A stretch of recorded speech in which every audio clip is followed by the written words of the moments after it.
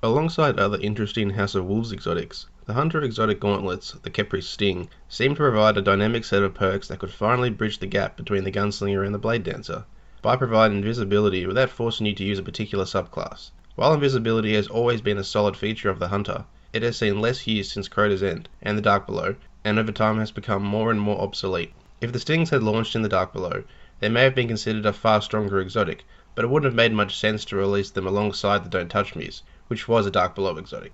But regardless of the decline of the invisibility builds, the Khepri Sting is still a very usable and flexible exotic, capable of working across all Hunter subclasses. So let's check out the perks and create a build. So the middle tree perks are locked with Switchblade, which allows you to melee attack more frequently, or you can use Glass Needles to reroll either Momentum Transfer or Impact Induction, which grants bonus melee energy from grenade hits, or gain bonus grenade energy from melee hits, respectively.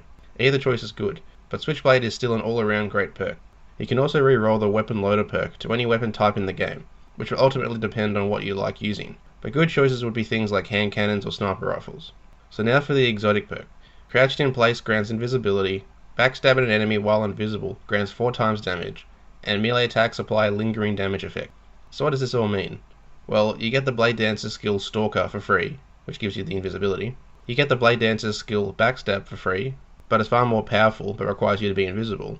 And you add a poison to your melee attacks, not unlike the Thorn's damage over time feature. There are a lot of builds to consider here, so I'll just go over several good ones in my opinion.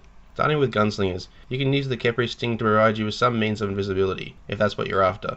I would say that the Gunslinger is only really optimized when you build around its super. But still, if you like to be able to revive people safely in strikes, without having to give up your Gunslinger, then the Khepri Sting may work for you. The other features like get melee damage over time and bonus backstab damage while invisible wouldn't go wasted on the Gunslinger, but it wouldn't be the easiest to consistently pull off.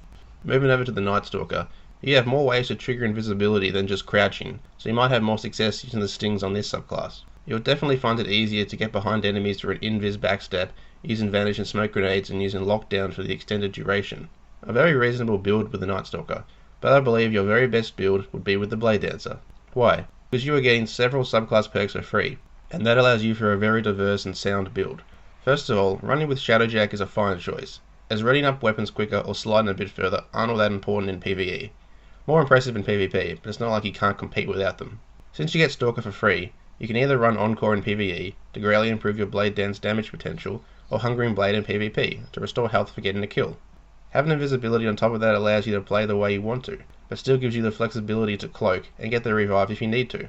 Since you also get Backstab for free, well, a modified version of Backstab that is, you can use Fast Twitch if you want an aggressive build, which quickly recharges your melee, or Escape Artist for a defensive build, which cloaks you on a melee hit.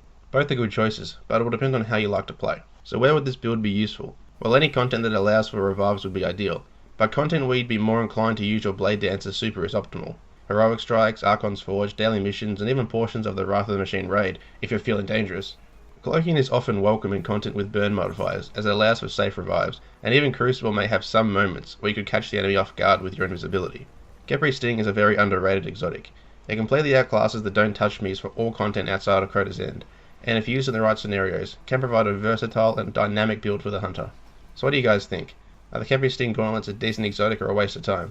I'm always happy to hear your feedback. Thanks for watching guys, and I'll catch you on the next video.